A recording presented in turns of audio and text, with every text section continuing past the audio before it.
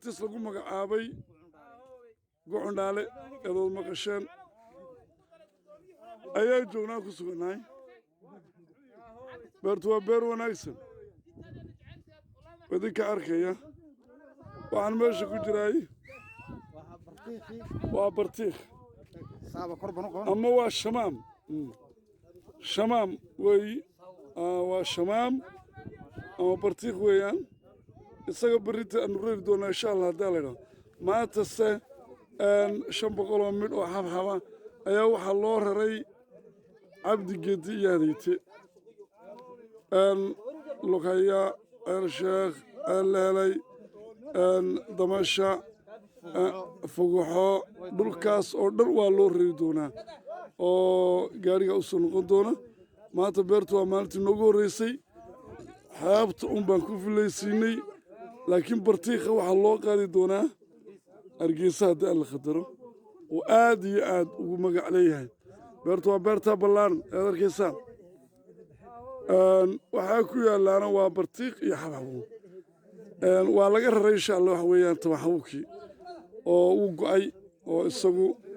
imika wuu socday oo aad baa looga raray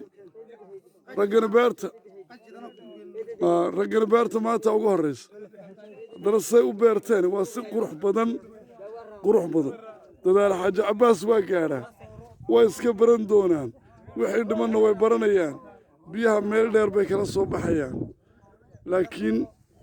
ilaahay dankiisa waxaan rajaynaynaa in loo soo dhoweeyo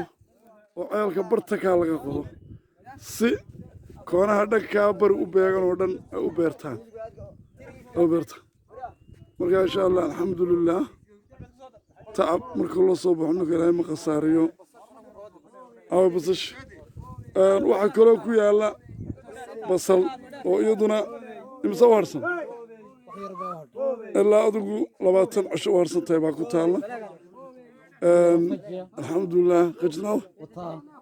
halkaasna waxaa ku yaalla waa qaji ee aad u daadsan oo yaalla geedweyntii waan beeri doonaa dhulka waan banayn doonaa qolada kale waxay beertay in yar oo geedweyna ilaa dhowr iyo 10 geed oo ah magacood amba babay baa xaggaa sare ku beeran laakiin imika u baxayaatay imika marka alxamdulillaah allah inoo siyaadiyo